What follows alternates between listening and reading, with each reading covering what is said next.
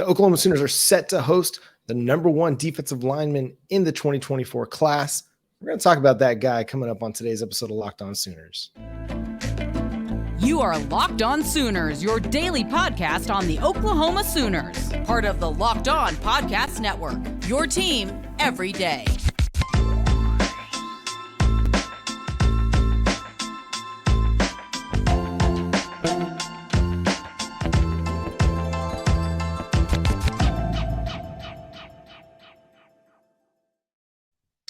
What's up, Sooner Nation? Welcome to Locked On Sooners. Today's episode is brought to you by FanDuel Sportsbook, official sportsbook of Locked On. Make every moment more. Visit fanduel.com/lockedon today to get started. Thank you for joining us. My name is John Williams. You can follow me on Twitter at John9Williams. You can follow the show on Twitter at Locked On Sooners. My buddy here is Josh Helmer. You can follow him on Twitter at JoshOnRef. You can also hear him Monday through Friday on 94.7 The Ref in Norman. Josh, what's up, my man? What's going on? Everything's all good in the neighborhood. Well, we got a big visitor coming up down the pipeline for OU. Yep, coming up on March the 4th, less than 4 weeks away. I mean, we're looking at a little over 3 weeks away, really, because of the short month in February. The Oklahoma Sooners are going to be hosting #1 defensive line prospect, a top 5 prospect in the 2024 recruiting class, Williams Nwaneri. Sorry, it always throws me off that he's got an S at the beginning of his first name. Being a Williams myself, that should be easy to come by. So they're going to be hosting him on March 4th. One of 4 teams, if you look at the 247 Sports kind of trending or teams that he's kind of warm on, Oklahoma, Oregon, Tennessee, and Missouri are those 4. So Oklahoma's in a really good spot right now. Obviously, they'll have to kind of fend off all comers. This dude's got 30 Power 5 offers. And you look at a lot of recruits and a lot of their offer sheets, and you might be talking about like 20, 25, something like that. Dude's got 30 Power 5 offers. And that's only because like the rest of the Power 5 decided, we're not going to get this kid. There's no way. So we're not going to worry about offering him. But I mean, it's all the heavy hitters, the Alabama, Georgia, Ohio State, Oregon, Michigan State, Michigan, Tennessee, Penn State, Oklahoma, like anybody who's anybody's offered this kid. And there's a reason why, because he's really, really good. And the Oklahoma Sooners are going to be able to put their best foot forward when they host him on March the 4th. You know, we've spent a lot of time talking about the importance of landing David Stone in this 2024 class. Is it equally or more important that they land Williams Nwaneri in this class too? I mean, look, 5-star kid, you mentioned it, top 5 guy, actually top 3 guy, according to 24/7 Sports, top defensive lineman, #1 player, obviously from the state of Missouri. If you're wondering about him, he's from Lee Summit.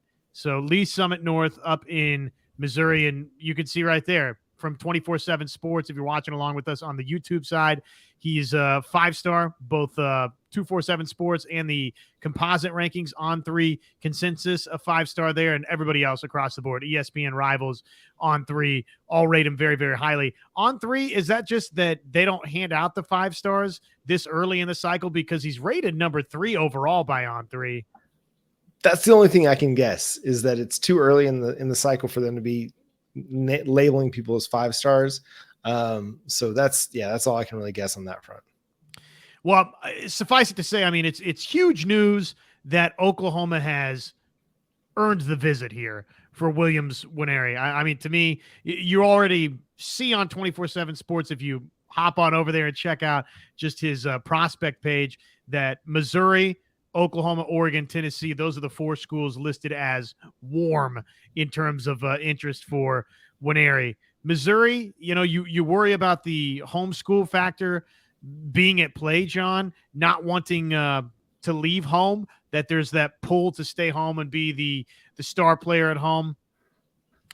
I could almost reverse that, though, too, and say, okay, that makes me a little bit, less concerned about Missouri. It kind of makes me feel in some ways maybe it's actually a 3-horse race between Oklahoma, Oregon, and Tennessee, and that it's almost like a courtesy include Missouri. No offense, Tigers out there. But this is huge news. It would be a great get for both Miguel Chavis and Todd Bates. I think there's a little bit of discussion on where exactly he would play at the next level. He's not really considered just a lock it up, throw away the key defensive tackle, lock it up, throw away the key edge rusher. He's kind of considered to be either or. So, I mean, that's what you're talking about, John, when you talk about versatility. Yeah, you look at a guy like Alan True from 247 Sports, one of their national recruiting analysts, and that's what he talks about: strong side defensive end, a defensive end in both 4 and 3 man alignments. But he's got the frame to bulk up to be a defensive tackle, and he strictly plays on the interior for at least some. I say strictly. From what I saw, 90 to 95% of his snaps were on the defensive interior, and I mean, he's just a mismatch there. Like, his quickness is too much for guards and centers. When he's playing defensive tackle, he's got the length to be able to hold off tackles. When he's playing defensive end, he's a quick dude at 6'5", 6'6". I mean, he's only 260, 250. Some places still have him, as like 230, which I think is probably a little light for where he's at now. I think he's probably more in the 250, 260 range, but he moves really, really well for that size. You get him into a collegiate strength and conditioning program, a nutrition program, and you decide, hey, we want to make this kid a defensive tackle because we think he's a legit 3-tech, pass rushing defensive tackle. I mean, he could probably stand to add, he could probably add 20 pounds and not lose any of his quickness, lose any of his burst, because he has the body type to be able to do that. Again, 6'5", 6'6", and he's every bit of it. And when he's, you look at him on the huddle film or the huddle highlight tape, and I mean, he just towers over these kids. And I'm watching him, and one of the kind of, I don't want to say concerns, but one of the things I think he could work on as I'm looking at him is playing with better pad level, because he gets really tall, really, I feel like a little bit early. But some of that is how many dudes out there that he's going up against are 6'3", 6'4", in the Kansas City prep high school ranks. Probably not a lot. And so it's an interesting kind of aspect, but I think obviously the skill set is there. He's quick. He's got a really good swim move. He's able to get by blockers without them really laying a finger on him, because he has a really, really nice stutter step that just puts offensive linemen off balance, and then is able to work around him. So he just really good closing speed. He doesn't give up on plays. He pursues well. Just a lot to really like about the kid. Yeah, I have been sitting here watching his huddle tape as we talk, and you're right. The swim move, you see it, and it's already a next level swim move. His ability in that regard to rush the passer, his pursuit angles, he's relentless in that way too. There's one piece of his huddle tape here where he's just like lurking, like, okay, are you going to turn this corner? Boom. And then it's downhill and he's got him. So he really does pursue at a next level ability already. So that's all there. I don't disagree with what you said necessarily about probably he could work a little bit on the pad level portion.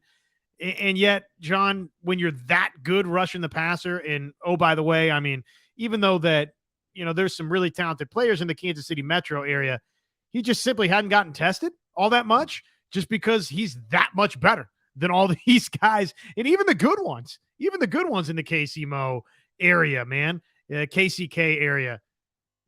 This type of pass rush ability, those guys haven't seen that, where the first step, boom, swim move, gone. So you can get away with a little bit of, standing on your feet a little bit too much and not focusing on the pad level a little bit. So he's just that explosive rushing the passer that those things, yeah, there could be a little bit of refining there, but just looking at Alan True, you mentioned him. He's got him as a first round type guy. So, I mean, AJ Epineza, they've got him compared to the Bills star. So, dude, he's regarded as a massive, massive talent. Parker Thune, our buddy, works over at OU Insider 247 Sports, fantastic recruiting analyst, mentioned on Twitter the other day, he said, PJ Adebawore, the Oklahoma signing and enrollee, was Kansas City's highest rated prospect, I think, ever, according to the 247 Sports database. And there's a good chance that Williams Nwaneri could surpass that. He could be even more highly rated coming out of high school. You talked about the level of competition. There's a good chance the best competition he faced was on an everyday aspect at Lee Summit against another Oklahoma signee in Cayden Green.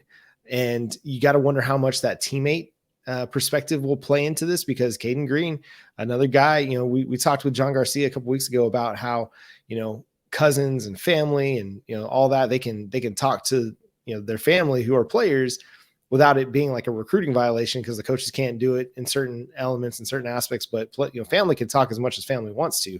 Well, I wonder how much is that is true for former teammates. Is Cayden Green texting him like, hey man, this place is going to be the truth.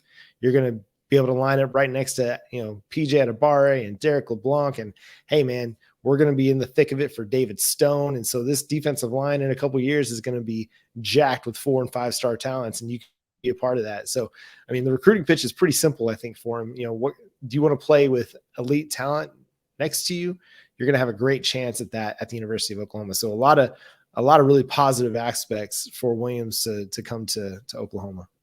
The one thing that we didn't mention here, and I think it's worth pointing out just for those that are probably a lot of the folks watching on YouTube and listening along with us right here on Locked On Sooners are familiar with Nwaneri's recruitment, but in case you're not, and this is sort of some of the first you're hearing about it, he's also going to be taking a visit to Deion Sanders and the Colorado Buffaloes. So they were not listed as one of those schools that were quote unquote warm according to 24/7 Sports, but that's kind of interesting that maybe they're going to be a factor here.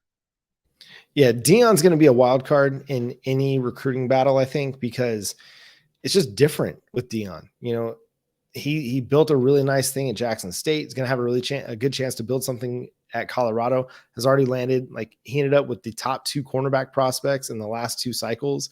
Getting transfer, Travis Hunter to Jackson State and then transferring to Colorado and then landing Cormani McLean, like huge additions. So there's a good chance that they're going to be able to continue to build on that and continue to recruit and draw in high-level defensive talent. I mean, Primetime, he's been successful for a reason.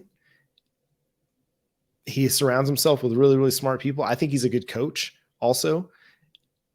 And obviously he's a really good recruiter. He's going to be a wild card. Oregon, I think, is going to be a wild card, as they always are. And then just always watch out for Michigan State, just because they just always seem to want to be a thorn in the Oklahoma Sooners side. So it's going to be a very, very fascinating recruiting battle to follow. And I don't think it's going to be one of those that ends anytime soon.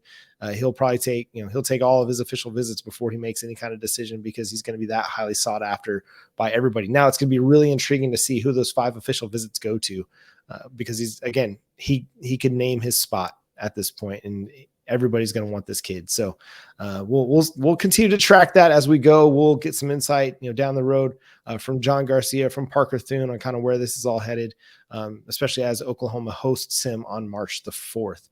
But coming up next, speaking of a guy that's pretty intriguing in his own right, Caleb Shaffer was named an underrated transfer portal acquisition by On3. We'll talk about that after the break. The Super Bowl is basically here, and FanDuel Sportsbook, they've got you covered. Philadelphia Eagles, 1.5 favorites still. This line it hasn't moved, man. I've been expecting some movement in some regard, one way or the other, and it's really kind of stood right at about 1.5. But Eagles favored over the Kansas City Chiefs by 1.5. Let's see, over under still 50.5 at the FanDuel Sportsbook. Anytime touchdown scores, these are fun. Travis Kelce minus 115. Jalen Hurts is plus 100. Pacheco plus 120 with AJ Brown. Devontae Smith plus 165. Miles Sanders plus 120. And you go on and on and on. The defenses plus 750 for Philly, plus 800 for Kansas City. I kind of think there's a sneaky chance that Patrick Mahomes is an anytime touchdown scorer. Plus 550 is not all that bad for him to rush the football into the end zone. I know that people kind of thinking about that ankle maybe a little bit too much still, but that just Mahomes, like you saw at the end of that Cincinnati game, man, he's gonna lay it all on the line to try and win a championship, and who knows, maybe that involves him getting into the end zone. So new customers, join today, get started with $150 in free bets guaranteed when you place your first $5 bet. That's over at the FanDuel Sportsbook, FanDuel.com/locked on. Football fans, again, don't miss out. Place your first $5 bet. Get $150 in free bets. Win or lose, FanDuel.com/locked on, where you can make every moment more with FanDuel, the official sportsbook partner of the NFL. And one final thing, they've got their app. It's safe. It's secure. It's super easy to use. I think On3 might have nailed it. I think Caleb Shaffer might be a transfer portal steal for Oklahoma. What say you, John? I do too. I mean, it was obvious that this was a player that was important to Bill Bedenbaugh, but getting a guy with as much experience as he has is huge for this offensive line. Again, we talked about it on several occasions, but when you're looking in the transfer portal, you're looking for guys that have high floors, high ceilings, but give you a stable floor so that if your young guys aren't able to come in and win that job that's open, and right now there's a job open at right guard, then you've got a guy like Caleb Shaffer that can come in and take the job. Here's what Mike Huguenin of On3 says. Caleb Shaffer was a 4-year starter at guard for the Red Hawks, earning a starting job early in his true freshman season and never losing it. OU has a vacancy at one guard spot with the departure of Chris Murray, and Shaffer could be considered the leading contender. OU also nabbed Walter Rouse out of Stanford, out of the portal, and he figures to start at right tackle.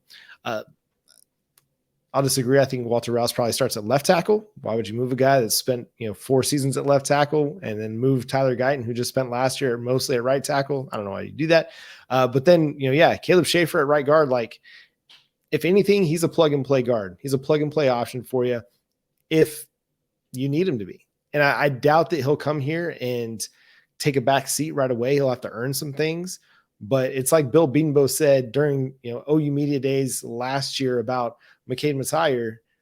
I didn't bring him in here to sit on the bench. I brought him in here to start. And so the expectation for Caleb Shaffer will probably be the same in that he's coming in here to start at right guard for the Oklahoma Sooners, providing a really veteran offensive line to go along with, Rouse at left tackle and McCade Matire at left guard, Andrew Rame at center, Shaffer at right guard. And then, a young and improving, got his feet wet for the most part in 2022 in Tyler Guyton, now likely going to take over at right tackle. And he could be the left tackle. I haven't seen a depth chart yet, but it would surprise me if they move both of those guys to different spots in order to fill out their offensive line.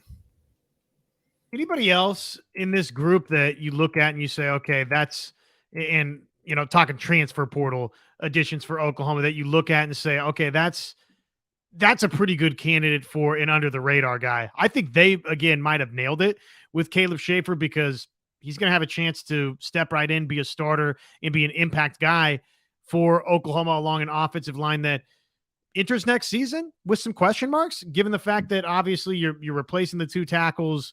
And, I don't know that necessarily these last couple of seasons, anybody would sign up for the idea that Oklahoma's just had this elite offensive line, Joe Moore Award offensive line that we've seen, in the not too distant past for Oklahoma. So with all of that in mind, Caleb Shaffer, to me, that being said, has a chance to be a definite difference maker. I think that's a solid, if you're going under the radar pick out of the transfer portal, he makes sense. Is this too obvious for me to say that, honestly, I think Austin Stogner might be a little bit under the radar here. And the reason I say that, so out of high school, Stogner was a 4-star kid, right? Very highly regarded. But coming out of the transfer portal now, John, he's listed as a 3-star transfer. So he, relative to the rest of these additions out of the transfer portal for Oklahoma, he's one of the lowest rated. And I think he's going to come right close to or perhaps even surpass Braden Willis's 39 grabs for 514 yards. Maybe not the 7 touchdowns because 7 touchdowns, pretty doggone good, right? But I think he's going to be right there every bit at, 40 grabs, 515 plus yards. I don't think that's unreasonable at all. I think especially considering the fact that you don't have an answer right now at wide receiver 2. You've got a lot of possible answers in the multiple choice test, but there's a lot of dudes that are vying for snaps over there that you don't really know who's going to emerge. You like your options, but again, you don't know who it's going to be. You like Jalil Farouk. You think he's going to be a player. If he takes a step forward, he's got a good chance to catch 60, 70 balls in Oklahoma's offense and maybe threaten for 1,000 yards himself. Austin Stogner is kind of that next dude, I think, in the targeting hierarchy, because he's an experienced player. He's got some production, and I think we look back at some of his production, especially, when he was with Oklahoma, and, it may seem underwhelming to you, but if we look back and actually recall, like, he was splitting snaps with Jeremiah Hall and Braden Willis. Like, they had a nice, 3-man rotation at H-back under Lincoln Riley, but he didn't really get a chance to fully show his wares. We got glimpses of it at times with his athleticism, his ability to make catches in traffic, win 50-50 situations. Some of the things that we saw in Braden Willis also in 2021 too, we saw him take a big step in 2020. Sorry. The things we saw from Braden Willis in 2021, we saw those things again in 2022, but much more of them because he got a full complement of snaps at tight end. And I think the same is going to be true for Austin Stogner. I don't think there's anybody that's going to be there that is going to threaten him for a bunch of snaps right away. I mean, could be Jason Llewellyn, could be Cayden Helms, but from what I remember, Llewellyn's dealing with a little bit of an injury. He might not be ready for spring ball. And so he's going to be a bit behind the curve when it comes to fall camp. Cayden Helms, he's not your traditional inline tight end yet. I think he'll still have to put on some weight, put on some muscle to be able to line up, next to the tackle and, fend off defensive ends and outside linebackers and things like that. They brought in a guy like Blake Smith as a walk-on transfer out of Texas A&M, but he's not really a dude that's going to be, out, running a bunch of routes either. And so I do think Austin Stogner, and I think part of the reason he's going under the radar is because he committed so fast. Like it was like the transfer portal was open and we started hearing the rumblings, and then boom, Austin Stogner was a Sooner. You're like, whoa, where'd that come from? And then you just kind of like filed away tight end as not a problem anymore because you got Austin Stogner in the portal. You're like, all right, that one's solved. We'll cross that question off the list and start focusing elsewhere. And so I think that's a very good answer because I think he is flying a bit under the radar right now, but come spring game, come the fall, he won't be flying under the radar anymore. He's going to be making a lot of plays for the Oklahoma Sooners in the passing game. John, he finished the 2022 regular season with South Carolina, final 3 games, 3 grabs for 7 yards. That's crazy that's all the production that he had. He only had, let's see, 4 games last season where he had more than 1 grab. So, I mean, he just wasn't a big part of what they were doing over there. 20 catches, 210 yards, long of 25. You date back to the 2020 season at Oklahoma, and it's 26 catches for 422 yards in 3 scores. So, much, much bigger factor offensively. Just the average per catch was 6 yards higher that season with Oklahoma than it was this past year with South Carolina. So interesting. Any other names that would fit that bill for you? Maybe it's just me falling in love with guys that are going to go catch the football. But I think Andrel Anthony is another name that, just in terms of at least what the star rating is, in the transfer portal. I mean, what the position looks like at Oklahoma, he's absolutely going to have a chance to step right in and be a difference maker for the Sooners. I know that the production, he kind of only has the 1 game really versus Michigan State in his collegiate career where he rolled up some numbers, but I think he's got a great chance.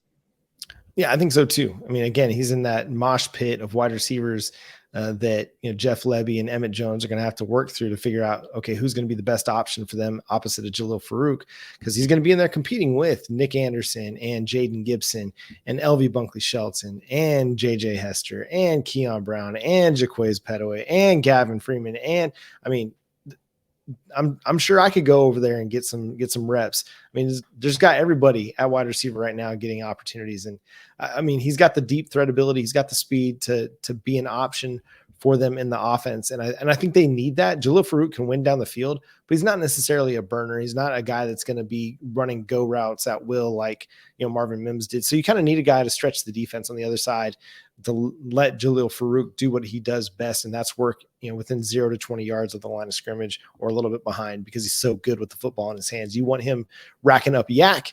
So you want to get the ball in his hands quick so that he can, find space and make plays after the catch. So I think it's another good name. One name that I'm kind of looking at is Trace Ford. I think kind of lost in the shuffle with, the additions of Rondo Bothroyd and, Deshaun McCullough a little bit, and given what they have in the edge room and the addition of Adepoju Adebare, like this is a guy that's going to have to compete for snaps. He's going to have to, vie for his own playing time, but he was a very productive player his freshman and sophomore year at Oklahoma State before injuries settled in, and then kind of got a bit lost in the shuffle on the depth chart this past season. So, I mean, there's a guy that really has a lot of potential, we'll say, and he won't fly under the radar with Oklahoma Sooners fans necessarily, because that was a big time, commitment to get one from your rival in Bedlam, an in-state kid, out of Edmond.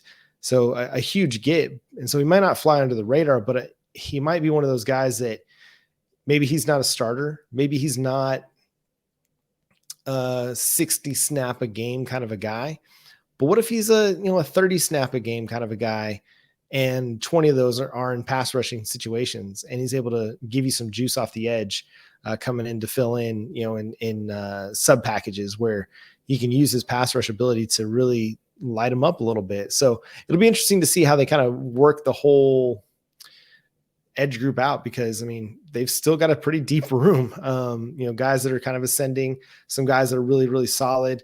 And then you add in Ford and Bothroyd and Deshaun McCullough, and you're like, well, dang, this is pretty deep. So Ford is kind of one of those guys that might fly under the radar a little bit, just given what they brought in the portal, in the recruiting class, and what they already had. I think that all makes sense to me. Hey, before we call it a wrap here, a little women's basketball on the way out the door? Yeah, the Oklahoma women's basketball team just continues to impress. Won their third game in a row tonight. If you're watching on Tuesday night down in Waco, beat the Baylor Bears 98-92 was the final score. Am I remembering that right? I wrote the story on it, but now I can't remember what the final was. 98-92. Thank you very much. Sorry, I was having a brain fart and freaking out in my mind again for a second. 98-92. This was the team. So with just over 5 minutes to play, Oklahoma trailed by 12 in the game, but they were able to kind of battle against some, we'll just say, some soft officiating at the Baylor end of the floor. Pretty much anytime number 51 got the ball, it seemed like there was going to be a foul called. But anyway, fought through all that and made some really key defensive stops late. And, and then what a sequence in the final 30 seconds. Neveah Tot, she gets the inbound pass. Oklahoma's down 5 with just under 30 to play, and she just bolts up the court. Like, she does not play. She does not try to set up an offense. She's just going straight to the hole. And I'm sure this is designed by Jenny Baranczyk. Like, hey, we're going to get the 2, and then we're going to go into full court press mode. And that's exactly what happened. Neveah Tot, nice little layup using the inside hand, her right hand on the left side of the basket, which was just sweet. Just using that speed, gets in there, gets the 2. Oklahoma's down 3, goes into the full court press and gets exactly what they want, and that's the turnover. I can't remember who got the ball, and then put it down to Anna Llanusa down in the paint, who finds Taylor Robertson, the NCAA all-time leader in 3 points made, on the left side of the 3-point line. And no hesitation, just buries the 3 to tie the game to send it to overtime. Oklahoma never led in this game until overtime. So it just goes to show like how clutch that final 5 minutes was for Oklahoma. And again, just to overcome, some of the fouls that were being called. I think in the final few minutes of the game, Baylor had shot 11 more free throws than Oklahoma had in the game. And it wasn't their best shooting night from 3. They only shot like 24% from 3. But were really, really good inside, the arc. They were like 55% on 2-point field goals. So just a really, really strong performance. And, your brother Joey let me in on some of the insight, the first time since 06-07, since Oklahoma won back-to-back games in Waco. So some really, really special things happening for Jenny Baranczyk's crew. In the overtime, they got a big 3 from Anna Llanusa got a big 3 in the overtime to give them an early lead. And they were able to stretch it to 5. And then, Baylor battled back, but Oklahoma just kind of shut it down and took over in the final couple minutes of the game. Huge win. Absolutely huge win. Well, and actually one of the wild things that happened in the final little bit is before Taylor Robertson hit that 3 from the Anna Llanusa assist, Maddie Williams had gotten Oklahoma back within 3 with her layup with 48 seconds left. And Oklahoma actually had a steal before that. They had another steal and a chance to tie the game. And Neveah Tot missed that 3. Baylor gets those 2 free throws, quick free throw. And then they got another steal John, and then that set up the Robertson game tying three that sent the thing into overtime. And then what was it? Llanusa who had the great overtime for Oklahoma. Yeah, Llanusa made a three, got a layup. Vann hit a jumper too. They got off to a good start in overtime, and obviously were able to go on and win. So it's tough to beat that program down there once, let alone trying to do that consecutive times. Pretty remarkable. Huge win in terms of the standings too. Now Oklahoma's 9-3 in the conference. It drops Baylor back to 7-4. So Oklahoma right there knocking on the door of Texas for the Big 12 crown. Yeah, and they'll get a shot to play Texas again, this time in Norman. They lost earlier in the season in Austin. And I mean, for their final 6 games against teams sub 500 in the Big 12, big games against Texas, big game against Oklahoma State that will really tell the tale about where either them winning the Big 12 regular season title for the first time since like 2009, or if they're going to be the 2 seed in the Big 12 tournament. So it'll be really interesting to watch. And hey, make sure you're getting out to the Lloyd Noble Center anytime that Oklahoma is playing a home game, because I mean, these girls are playing a really fun style of basketball. They're getting up and down. They're not hesitating. They're getting into their offense. They're getting shots up. I mean, they play at a fast pace, and it's a lot of fun to watch. And they play really good ball. They had 5 players in double figures again tonight. It's the second time in a row that they've done that. Llanusa with 20, Skylar Vann with 20. Again, she led the Sooners in the win over West Virginia. She's tied for the lead in scoring tonight with 20. And I mean, Maddie Williams only had 9 points in this game, but you didn't need her to be big time because everybody else stepped up. But she was really good down the stretch, especially with some of her ball handling and her passing ability. And she did hit a big time 3 too. So 3rd nationally in scoring offense for Oklahoma. So if you're looking for a reason, like you said, to get inside the LNC, which these wins alone should be enough to tell you, what, it's worth it to go check that out. They really do, like you said. I mean, the brand of basketball that they play, they get up and down. It's fun to watch, man. Yeah, it's a lot of fun. And hey, shout out to Coach Branchick. You're really doing a phenomenal job. I mean, this was a team that hadn't made the tournament in 3 years before Branchick took over, and now they're probably going to make it in back-to-back years. After a stretch where they had gone to the tournament like 5, 6, 7, 8 years in a row, something like that. So good stuff. Make sure you're getting out there. And that's going to do it for today's episode of Locked On Sooners. Thanks so much for tuning into the show and subscribing wherever you get your podcasts. Again, we're free and available on all platforms and on YouTube. Go over there, check it out, hit the subscribe button and that notification bell to let you know when new episodes drop. Follow Josh on Twitter at JoshOnRef, here on Monday through Friday from 9 to noon on 94.7 The Ref in Norman. Follow me on Twitter at John9Williams. You can also read my work covering the Sooners over at thesoonerswire.com. Follow the show on Twitter at Locked On Sooners. But until next time, he's Josh Helmer. I'm John Williams. We'll catch you then. Boomer Sooner.